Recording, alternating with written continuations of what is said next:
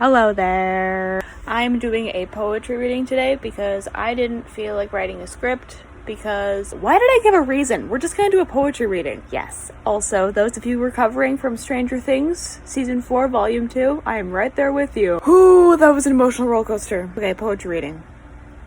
Okay, bye. But I'll be right back. Okay, bye. The dead remain dead.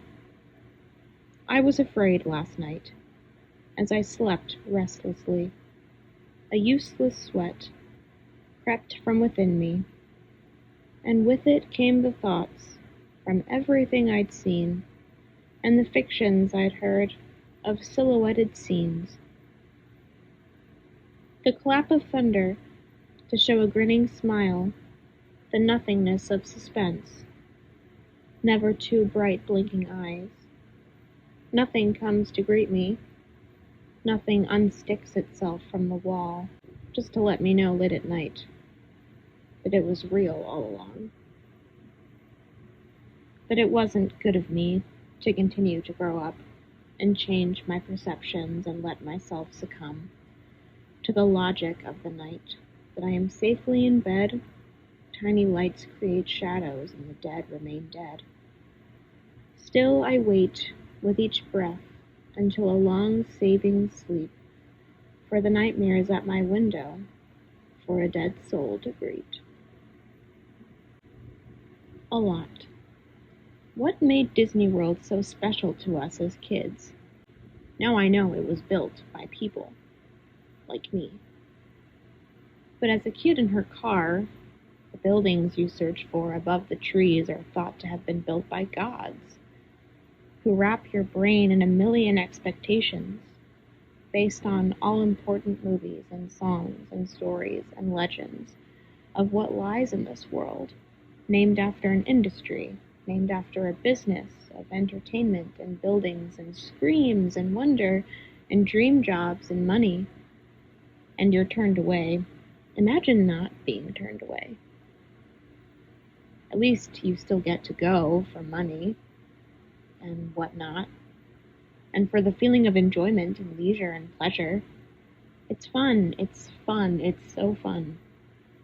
But it's a lot of fun for a lot. I'm not ready for spring yet. I'm not ready for spring yet. Not just yet.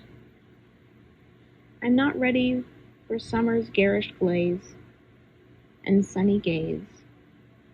All the good things you're ready for now. I'm not ready for spring yet.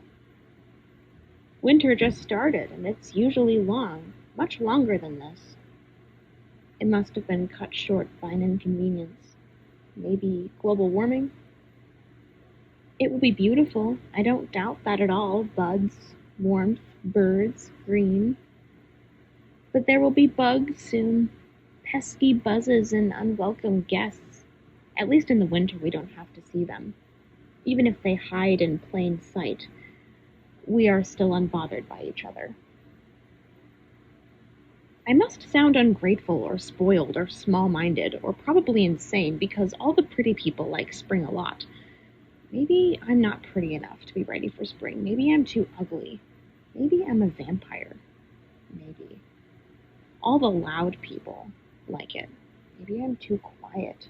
Maybe I'm too sad or too small-minded. But I already said that. And you're growing tired of reading this poem that is no longer a poem but a disorderly entry, with too many line breaks. Anyhow, I'm not ready for spring yet, and I'm going back to sleep, and when I grow up, I will live where it is always winter. Even if it isn't in other places, it will be where I live. I'm excited to live there. I'm ready to leave. I'm ready for winter. But if it was winter all the time, it would be boring to have winter. Alas, I am still not ready for spring. Go ahead, make me the villain of a storybook. Make me the queen of ice and snow or the abominable snow monster. I would be proud to wear that title, I admit. Because I'm not ready for spring yet, not just yet. I am ready for hot cocoa and warm fires and blankets. Substitutes for warmth and not warmth itself, because warmth itself is disgusting. It clings to you and it makes you sweat and spring gives way to an unforgivable summer. Summer is even worse than spring. School isn't an option that makes you look like a hardworking person. You have to find a place to work hard in, and people say it contributes to society. They sound like it's selfless when everyone knows that what you really want is money, because you are selfish. Summer is for selfish people, yes. Summer is for selfish people. I actually am a selfish person, but does that mean I'm ready for spring? What do you think? Did you read the title of the poem that's no longer a poem? Then you would know that I'm in fact not ready for spring. Selfless people might like summer and springtime too, but they probably know what they're doing with their lives. Meanwhile, I do not, so I am not ready. I'm not ready for spring yet. But after summer, after that hike through dunes and desert, there is a refreshing breeze called autumn, and she or he is the season that I'm ready for. Autumn is better than spring or summer, because after autumn comes winter. Finally, winter will come again, but the cycle will continue as I wait for the days when they invite me to places I don't want to go and say I can lead when I can't. Spring and summer have new beginnings for selfless people. And I want things to go on just the way they are. Nothing new, nothing new, nothing new, nothing new, please. I'm just not ready, and I don't think I will be for a long time. And yet, there it is. Nothing to do but sit. A white backdrop enclosing a crowd of travelers. You pretend not to see her looking at you. You pretend to look for someone else. You pretend you don't have any garbage on you when the flight attendant walks by. Dull blue chairs you hope were cleaned, as a wide range of different smells in your nose. Every breath is different. Mask, coffee, fast food, fart, cold air lingering when a kid passes you by. Warm air when they stand there and search their suitcases above them for something. You wish you brought more to do. You wish you could get up and go. You wish the window weren't so bright. You wish you at least got to sit next to it. You stick to your gum and your game and your music and your phone with nothing to do but sit. Are you coming? Are you coming? I've been waiting for years. Now it's 3:40 on a Wednesday. I thought there'd be less to fear, but instead there is more. There is more to fear. You said you would come. You said when I was in tears it would come naturally, a bravery against the world, a confidence in myself, a better smile and curls. But my teeth still stick out, and I pull my hair out. Few affirmations from friends that I thought I'd have now. I'm too shy to talk to you, so I wait for sign or sound, like you. How does your smile never fade? How does your hair never come undone? How does your outfit match every day? How does the wind not blow you away? You stand your ground, you climb steep walls, while I climb stairs out of breath at the top. You stare down your anxieties, but I don't know what goes on in your head. Of course I don't, because I could never be like you. I could never be like you. How does your attitude never stumble over the gravel or your words? How do you never succumb to cakes and ice cream curls? You understand time and math and space between the lines on my strange face, while yours is clear, spotless, and smooth. You have everything to offer, but you do everything for you. Of course I don't, because I could never do that for me. I could never be like you. I can't offer myself or anyone anything. For me, there only seems to be hate, and for you, love. From yourself, from your friends, from your family, and from me as well as admiration, as you stand there in line at Starbucks and have a conversation with the cashier as I wait for my nerves to settle, and they never do. Of course they don't, because they could never settle for me. I could never be like you.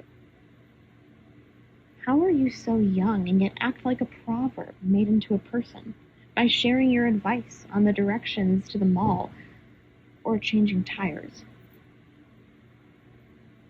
Yet how can you dance and sing like a child and yet retain the grace of ballet with the energy of kicks and taps?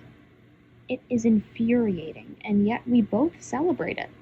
Of course I do, because I could never lash out at you. I could never be like you. How do you have so many stories to tell? How many lives have you lived? To get asked questions by police? And travel to Europe, Spain, and nearby states? You're not afraid of planes, and you don't need reassurance or insurance from your parents, and you rely on your friends for advice and late nights and carefree pillow fights. I overheard your story from 3 rows back. I was surprised whenever you talked to me, but of course you are kind to me of them all. You are tall among belittled people like me, because we've already belittled ourselves. Of course we have, because I could never sing my own praises with such humility. I could never be like you. Present morning. I wish for an everlasting morning, a morning that could stay morning, all through the day, shifting between bright sunny green and a barren gloomy gray, a morning to take to eat a great meal. Listen and watch as stories unfold, as I laugh with anyone I want in my family. Then we wait forever for lunch, but it never comes. Instead, I am allowed to be alone and cry for as long as I need to, then laugh by myself as I stare at my phone in the safety of my bed, or laugh around the breakfast table once more, or for the first time, or in the family room as we watch a second movie. But it never ends, not present morning, as long as it never ends, as long as it never stops.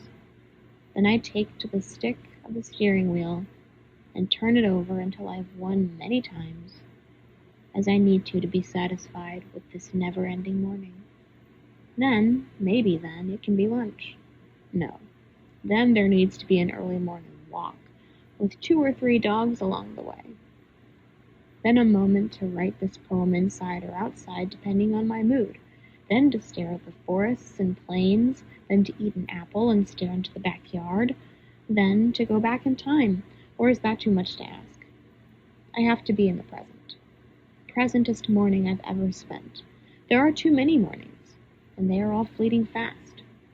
I just want one morning to spend doing whatever I want, and the farthest reaches will reach, or myself, will be the end of the neighborhood, unless someone else needs to leave, but I won't have my morning disrupted by anyone or anything.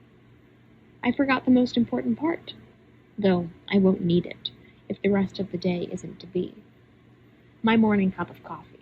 Alright, that was it. I hope that you guys enjoyed that. I will have a longer and probably better video, but those are just some of the poems that I wrote over the last 2 semesters, and I thought I would share them. I hope that you guys have an amazing day, and make sure to follow me on the socials and subscribe, and I will see you next week. Okay, bye.